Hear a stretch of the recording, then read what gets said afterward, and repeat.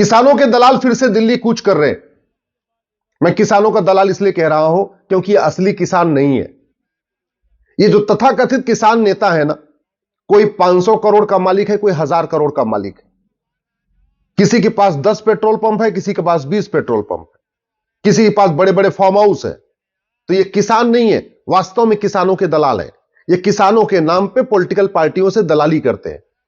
कोई political party इनको 100 करोड़ दे देती है, ये धरना शुरू कर देते हैं। अब समाधान क्या है? समाधान यह है कठोर कानून। जब ये पिछली बार बैठे थे ना, जब इन्होंने लाल किला पे हमला किया, बाकी सड़क को जाम किया, अगर ढंग से इनके खिलाफ मुकदमा हो गया होता और साल भर के अंदर इनको सजा हो गई होती तो ये जेल में होते, ये बाहर होते ही नहीं है। ये बाहर इसलिए घूम रहे हैं क्योंकि कानून घटिया है। आप जरा सोचिए, आम आदमी अगर हेलमेट नहीं लगाता तो चालान कटता है, सीट बेल्ट नहीं लगाता तो चालान कटता है, ट्रैफिक रेड लाइट तोड़ देता है तो भी चालान कटता है। और वहीं ये किसानों के दलाल हाईवे घेर के बैठ जाते हैं, इनके ऊपर कोई कार्रवाई नहीं होती। लाल किले के ऊपर जाके खड़े हो जाते हैं, कोई कार्रवाई नहीं होती। इतना बड़ा खौफ, और ये घटिया कानूनों का फायदा उठा रहे। मैं गारंटी के साथ कहता हूं, अगर प्रॉपर्टी को आधार से लिंक करने के लिए कानून बन जाए ना, कि जो भी 50,000 रुपए से महंगी संपत्ति है उसको आधार से लिंक किया जाए, केवल एक कानून बन जाए, इन किसानों का काला कारोबार सामने आ जाएगा। ये जितने किसान तथाकथित सफेद कुर्ते पैजामे में चप्पल में दिख रहे हैं ना, फिर पता चलेगा ये मर्सिडीज, इनके पास करोड़ों रुपए की मर्सिडीज है, इनके पास बड़े बड़े फार्म हाउस है, इनकी फैक्ट्रियां चल रही है, इनके पास 500 एकड़, हजार एकड़ इनके पास जमीनें हैं, सारा का सारा। फिर पता चलेगा कि इनके पास बॉम्बे में भी मकान है, दिल्ली में भी मकान है, बेंगलोर में भी मकान है और गोवा में भी मकान है। यह कड़वी सच्चाई आपको बता रहा हूं।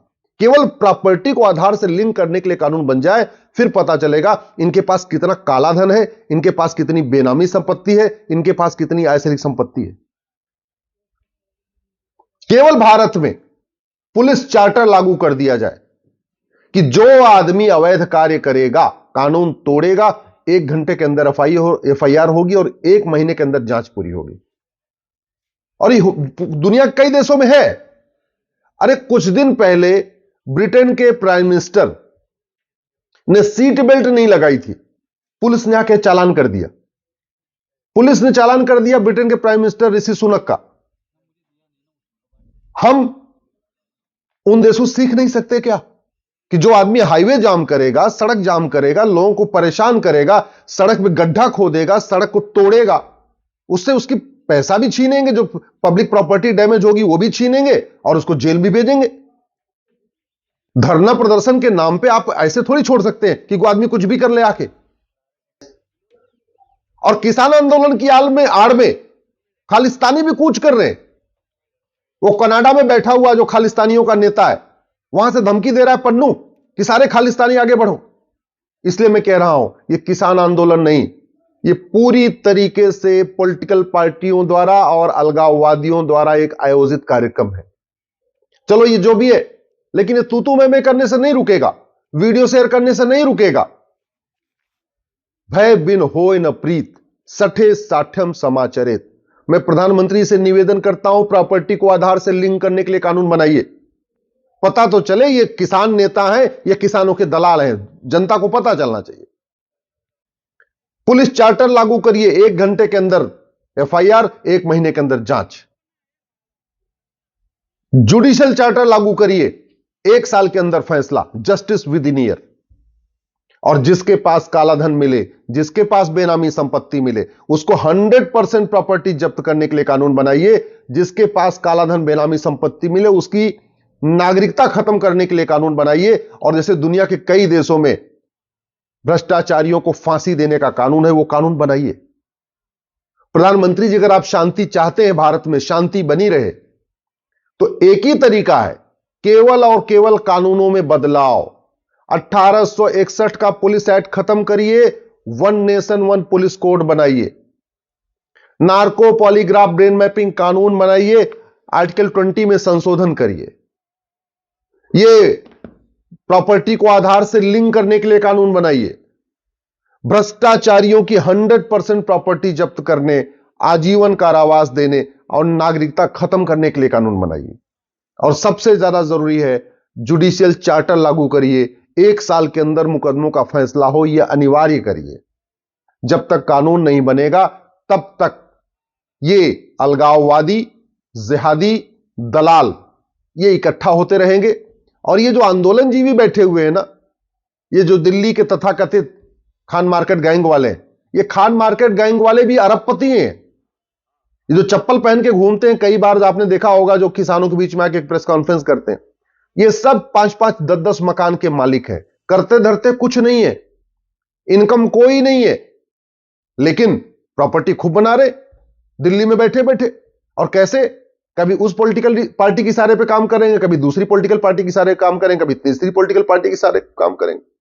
सरकार के खिलाफ माहौल बनाने के लिए ये कभी अखबारों में लेख लिखेंगे, कभी टीवी पे बाइट देंगे।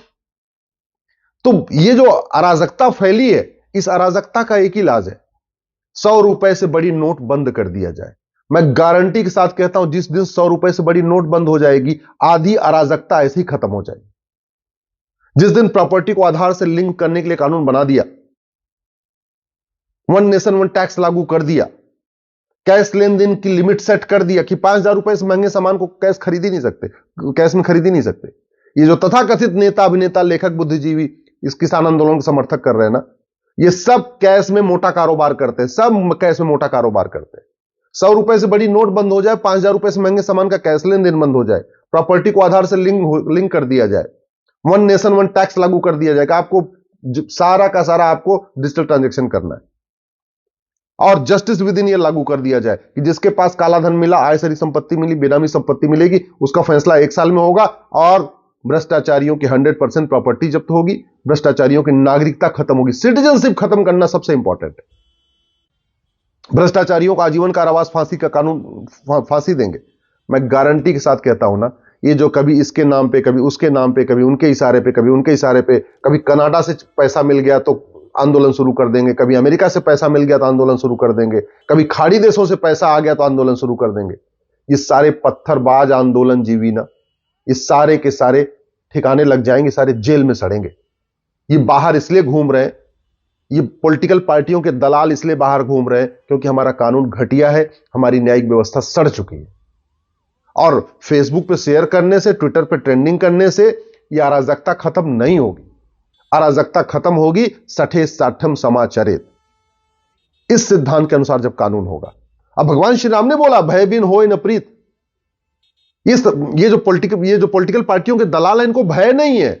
और भय क्यों नहीं है? उनको पता है भारत में कानून का राज हो, कानून घटिया है। उनको भय इसलिए नहीं है कि वो जानते हैं कि भाई सोनिया गांधी को आज तक सजा नहीं हुई, वाड्रा को आज तक सजा नहीं हुई, राहुल गांधी को आज तक सजा नहीं, तो मुझे भी नहीं होगी। ये जो पॉलिटिकल पार्टियों के दलाल है ना, आंदोलन जीवी, समस्या जीवी, ये जानते हैं कि कानून महा घटिया है। मुकदमा 50 साल चलेगा और होगा कुछ नहीं, और 1000-2000 लोगों को भीड़ इकट्ठा करके घेर लेंगे तो मुकदमा वापस हो जाएगा। यही हो रहा है। अदरवाइज ये जो घूम रहे हैं ट्रैक्टर लेके और जो नए नए बयान दे रहे हैं, ऐसे थोड़ी करते।